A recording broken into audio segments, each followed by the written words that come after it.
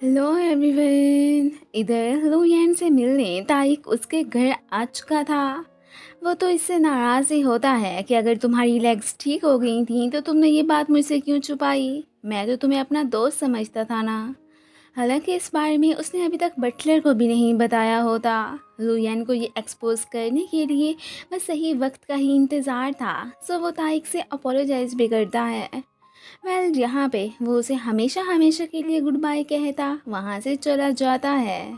अब फिर लुयन को सैड देख के शुई फटाफट उसके कान के ऊपर फ्लावर लगा देती है। ताइक तो पास्ट की मेमोरीज में ही खो गया था कि कैसे उसकी मॉम बचपन में उसे एक प्लेस पे छोड़ के फिर वहाँ से चली गई थी। अब उसे सैड देख के शुई फिर उसे चेयर करने आती है। यहाँ पे फिर ली बे की भी एंट्री हो चुकी थी। वो तो ताइक को अपनी और शुई की सारी आइडेंटिटी का बता देता है कि मेरी जगह पे फिर शुई ही मेंस ड्रेसिंग करके यहाँ पे आई हुई है। ये बेचारी उसे रोकती रह जाती है कि कुछ मत बोलो, पर वो नहीं सुनता। अब ताइक शॉक कि क्या आजकल मुझसे हर कोई बातें क्यों छुपा रहा है। जब उसने तब शोए के मरने का सुना था तब तो वो काफ़ी सैड हो गया था। ली बे लुयन के पास जाके अपना काम स्टार्ट कर देता है, साथ में वीडियो भी बनाने लगा था। उसकी पट्टियाँ इतनी ज़ोर से करता है कि यहाँ पे तो लुयन की कंडीशन काफ़ी ख़राब भी हो गई थी। वीडियो को देख के तो ऐसा लग रहा था कि जैसे ही उसे मार रहा हो। इसके जाते ही बटलर फिर गुस्सा करने लगता है कि आखिर यहाँ पे स्ट्रेंजर्स को लाने की इजाज़त किसने दी। पहले ही उसने लुवियन की सेफ्टी के लिए ही कुछ रूल्स वगैरह क्रिएट किए थे। अब यहाँ पे भी उन्हें कहती है कि वो कोई और पर्सन नहीं बल्कि मैंने खुद ही यंग मास्टर के ट्रीटमेंट के लिए ही उसे बुलाया था। सो आप टेंशन मत लें। दूसरी तरफ लीबे ने वीडियो सेंड करने के साथ उस पर्सन को पैसे देने की भी बात कर ही ली थी कि आपका काम तो हो गया। फिलहाल तो उसे ही मनी नहीं मिली थी तो वो इसे कैसे ट्रांसफ़र करता। यहाँ से क्विट करके जाते हुए तारिक के इरादे बिल्कुल भी अच्छे नहीं लग रहे होते। अब आखिर उसके दिमाग में चल क्या रहा है उसका हमें फ़िलहाल नहीं बताया गया। लुयन की चीखें सुन के शुई भाग के उसके रूम में जाती है। उसे टांग में काफ़ी पेन हो रही थी, जिसकी वजह से वो तो बेचारा सो ही नहीं पा रहा होता। ये अब उसका मसाज करने का सोचती है। एंड देन जैसे ही पिलो लेने उसके क्लोज जाती है वो बेचारा फ़ौरन से पीछे ही हो गया था। उसे तो इसका पुराना किया मसाज याद था, इसलिए वो लेटना तो नहीं चाहता था, पर ये ज़बरदस्ती उसे सुला के फिर मसाज करना स्टार्ट कर देती है। अब फिर वो थोड़ा बहुत रिलीफ फील करता है। साथ में तो एक दफ़ा दो सो ही गए थे। अब जैसे ही वो उठती है फ़ौरन से पीछे हो जाती है। अब यहाँ पे लुयन हैरान कि तुम्हारा ट्रीटमेंट करने का अंदाज़ बिल्कुल अपनी बहन की तरह है। वो भी मुझे कंफर्ट करने के लिए बचपन में ऐसे ही किया करती थी। अब उसे क्या पता कि ये वही तो है। दोनों बातें करते करते फिर इधर ही सो जाते हैं। अगले दिन फर्स्ट लुजैन की आंख खुलती है। वो इसे सोने देता है कि कोई नहीं, सारी रात ये मेरा ख्याल जो रखता रहा था। अब जैसे ही शुई उठती है वो तो ऑकवर्ड फील करती फ़ौरन से हट जाती है। अब ब्रेकफास्ट की टेबल पे शुई और बटलर के बीच लुजैन तो एकदम फंस ही चुका था कि बटलर इसे एक्सरसाइज करने को बोलते हैं जबकि ये उसे ब्रेकफास्ट करने को कहती है। अब फिर मजबूरी में इसे ही फिर बोलना ही पड़ गया था। वो उन दोनों को ही चुप करा देता है कि अब क्या तुम दोनों मेरी लेग्स फिर से ख़राब करने के चक्कर में हो। अब ये सुन के बटलर शॉक कि क्या आप ठीक हो गए थे? अगर ऐसी बात थी तो मुझे बताया क्यों नहीं? मैंने भला किसी को बता थोड़ी ही ना देना था। साथ में काफ़ी इमोशनल भी हो जाते हैं। अब ये तो लुजियान ही जानता था कि वो कोई भी बात अपने मन में नहीं रख सकते। बस यही रीज़न था कि उसने उसे कुछ नहीं बताया।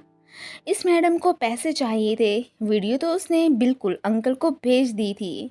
खुद फिर लीबे से पूछने लगती है कि कहीं तुम्हारा लड़कियों के साथ अफेयर तो नहीं चलता जो तुम मुझे उनके कपड़े पहनने को देते हो।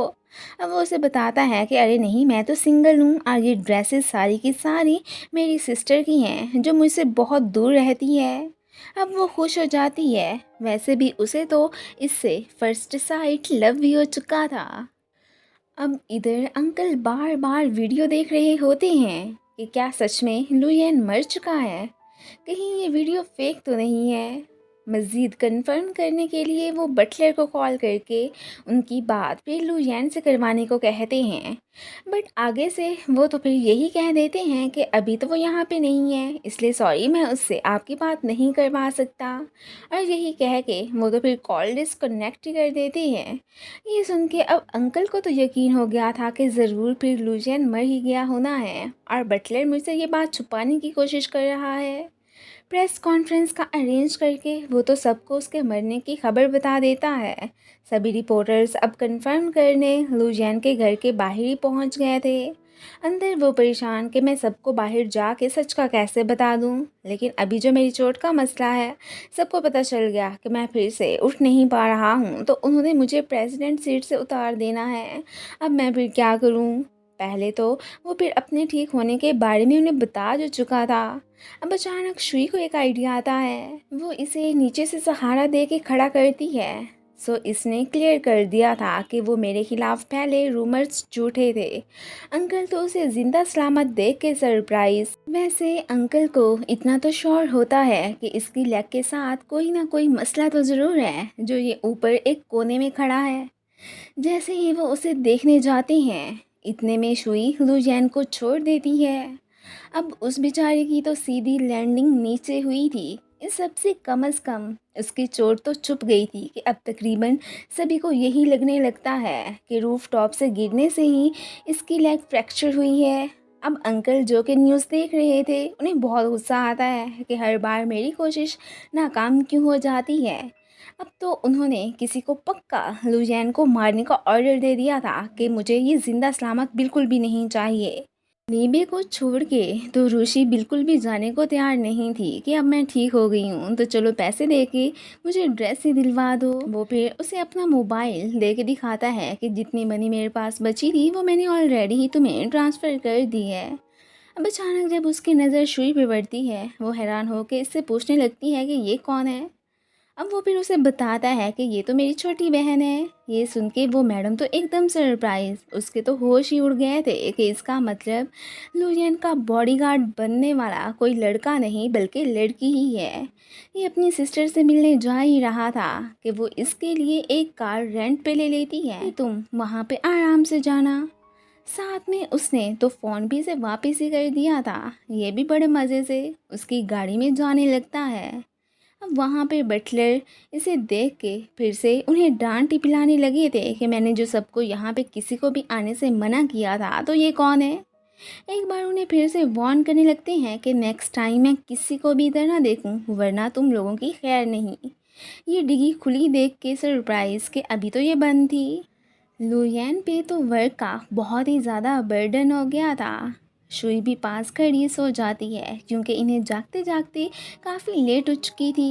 एक्चुअली में आज इसकी मुलाकात अपने डैड के फ्रेंड से हुई थी। उन्होंने इसे अपनी सेल्फ को प्रूव करने का आखिरी मौका दिया था कि वरना सभी तुम्हारी एबिलिटीज़ पे शक करके तुमसे सीट ले लेंगे।